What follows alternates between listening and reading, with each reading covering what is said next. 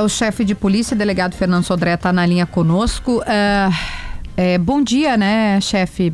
Bom dia, Kelly, bom dia, Porter, bom dia, Paulo Germano. Bom dia, delegado. Tá na Gaúcho, bom dia. A gente, nesse caso, é surpreendido sempre por uma série de episódios novos e não dá para negar que esse é um episódio também que nos deixa, assim, né, surpresos diante da informação de que a responsável, tudo indica que a responsável, por ação da Polícia Civil impecável, ela foi encontrada morta. Que informações que a gente já tem, delegado Sodré, sobre isso, sobre o momento que ela foi encontrada, a causa, né? A gente tem informação extraoficial que foi um enforcamento, que ela se suicidou. O que o senhor pode contar para o ouvinte aqui do Timeline da Rádio Gaúcho?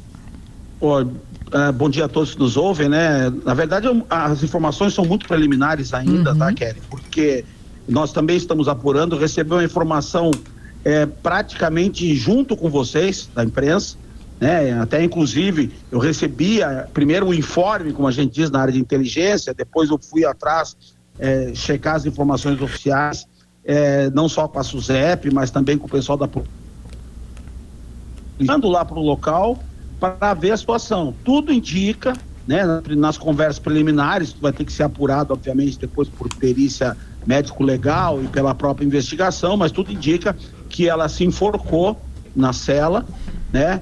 E o que acrescenta mais um elemento dramático nessa trama já excessivamente dramática que a gente vive em relação a essa investigação do bolo, né?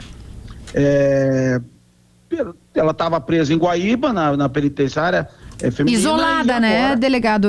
Isolada, e agora nós tomamos esse conhecimento. Eu não tive acesso ainda aos dados ao local do fato criminoso, sim, do atendimento do local. A polícia, então logo informei o delegado regional de Guaíba, ele também não tinha informação e foi atrás, e possivelmente agora a delegacia deve estar se deslocando para lá para fazer esses primeiros levantamentos do local de crime, chamar a perícia e etc, os dados que tem que fazer, que é a nossa atribuição, a nossa responsabilidade.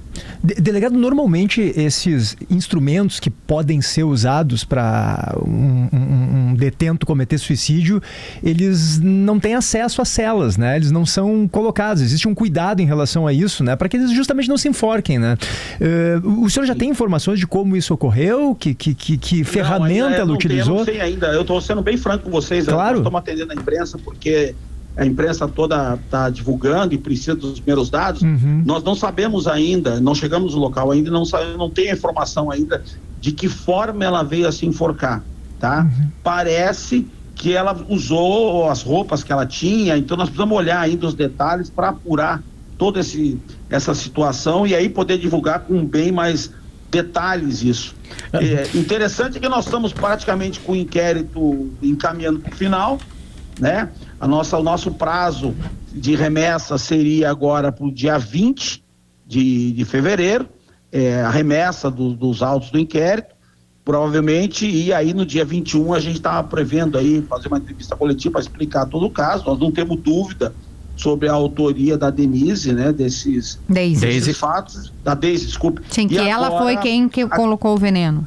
Sim, isso não temos dúvida que a Deise foi a responsável. E agora acrescenta esse fator aí que... Delegado, o comportamento dela... uma sensação um pouco... Como é que era para nós? Como é que era o comportamento dela? Deixa uma sensação, só pra gente fechar a frase, deixa uma sensação? Não, deixa uma sensação de um pouco de irresponsabilização, mas por outro lado me parece que acaba indiretamente meio que confirmando o que nós já vimos falando. Quer dizer, chegou no ponto que a pessoa me parece que viu assim, ó, a casa caiu, como a gente usa na gíria policial, e aí lógico que isso é uma conclusão, uma ideia, né? Mas isso vai ter que ser apurado agora e confirmado pela investigação criminal, todos os detalhes que envolvem essa morte. Nesse pouco tempo dela presa, como é que era a relação dela com as outras detentas e o comportamento dela dentro da penitenciária feminina em Guaíba? Eu confesso para vocês que eu não, isso é uma coisa que eu não me ative, mas pelas informações que nós temos e que nós colhemos com o pessoal da Polícia Penal, o procedimento dela é normal. Havia uma preocupação de segurança com ela dentro do presídio, porque as outras presas havia uma revolta de outras detentas em relação a ela, então a Polícia Penal tem toda a preocupação de isolar para evitar qualquer tipo de problema.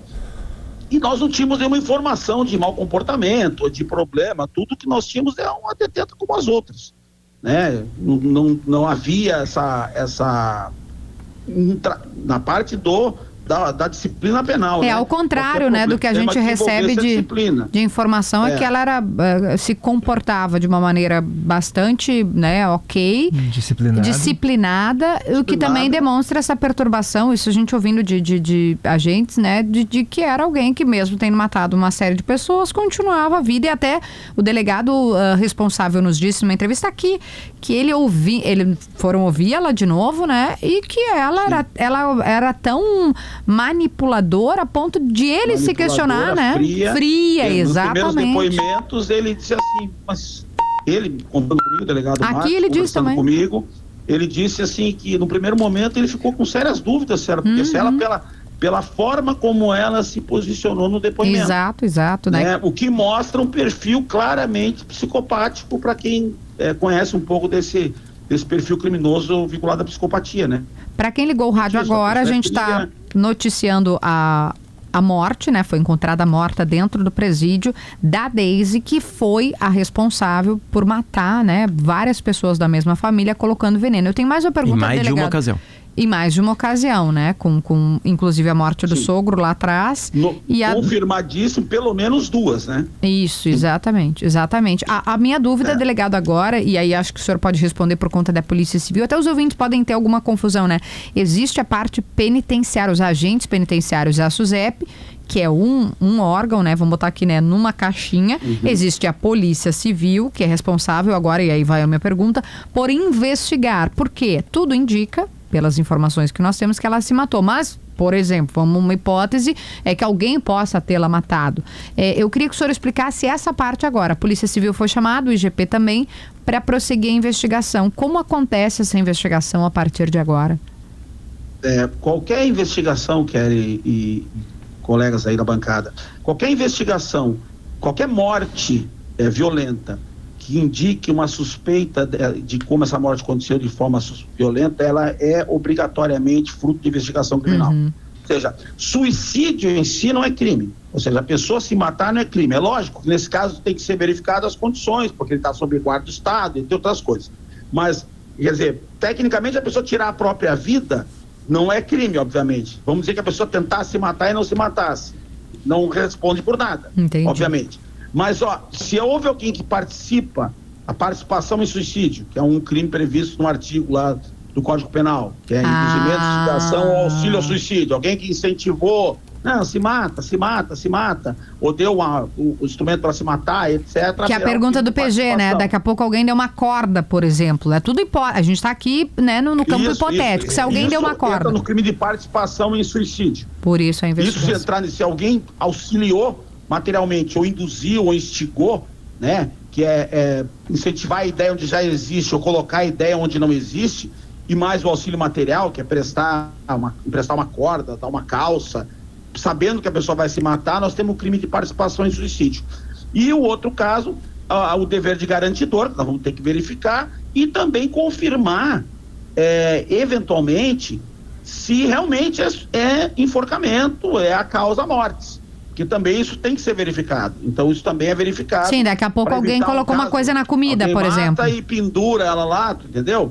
Lógico, é uma hipótese muito pouco provável, mas tem que ser apurada pela polícia investigativa. Então agora a gente entra no processo para fazer essa investigação criminal, obviamente junto com os colegas da Polícia Penal, que tem sempre nos auxiliado em todos os eventos, com muita transparência, sempre em todos os casos que nós temos que investigar, que envolvem esses casos no sistema prisional, e nós agora começa a nossa fase de investigação para apurar.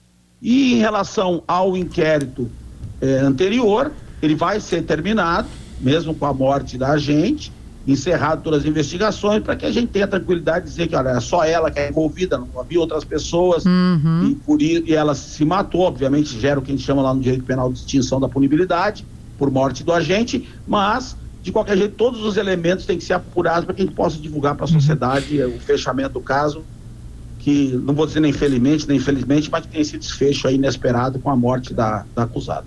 Delegado, uma última dúvida. A Deise havia sido transferida para Guaíba recentemente, né? No primeiro momento ela estava presa em Torres. O senhor tem essa informação de quando foi a transferência? E por quê? Que no presídio de Torres, se eu não me engano, no presídio de Torres, eles acharam mais prudente, mais seguro transferir ela para a penitenciária de Guaíba.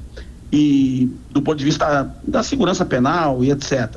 E lá por ser um presídio feminino, porque lá em Torres é um presídio misto, tem uma ala feminina, e lá no presídio de Guaíba é um presídio só feminino. Exclusivo, é verdade. Então é também exclusivo, era mais adequado para mantê-la na casa prisional de Guaíba. E quando é que foi a transferência, delegado? Porque eu não ouvi o início ali, porque eu acho que houve um cortezinho. Talvez Agora eu não me lembro, mas eu tenho que saber. Não tem problema, não tem problema. Só lembrando que a gente está conversando com o chefe da Polícia Civil, então ele não tem, claro, todas as informações que o sistema prisional do Estado teria, que é um outro setor do governo. Não, até poderia ter, se não fosse assim. Claro, mas não todas, né? Claro. Nossa produção aqui informa que foi quinta-feira passada. Quinta passada. Hoje estamos numa quinta, foi uma semana atrás. E ela fica isolada, né, das informações estava isolada, perdão, das informações que a gente tem. E a Polícia Civil que a gente está ouvindo aqui, primeiro... Ela está presa preventivamente desde o dia 5 de janeiro, né? Desde o dia 5, quando a polícia já dá aquelas informações, né, com a certeza, com a quantidade de elementos que tinham um trabalho impecável, muito rápido da Polícia Civil. E por que é importante ouvir a Polícia Civil também, como a gente explicava? Porque agora tem que ter uma investigação. Ela estava sob responsabilidade do Estado, né? A responsabilidade do que acontece com ela, a gente gostando ou não da Deise, é do Estado. E como disse o delegado, hipoteticamente, tudo indica que se enforcou, que se matou. Mas, se alguém colocou o veneno na comida da Deise e criou uma cena, suicídio, né? Isso tem que ser apurado, porque essa pessoa seria responsabilizada. Chefe da Polícia Civil do Rio Grande do Sul, delegado Fernando Sodré, muito obrigado pelas suas informações com a gente. Muito obrigado. Obrigado, bom trabalho para vocês. À medida que as informações forem surgindo, agora, no trabalho inicial da polícia, nós continuamos à disposição mesmo para esclarecer a comunidade gaúcha.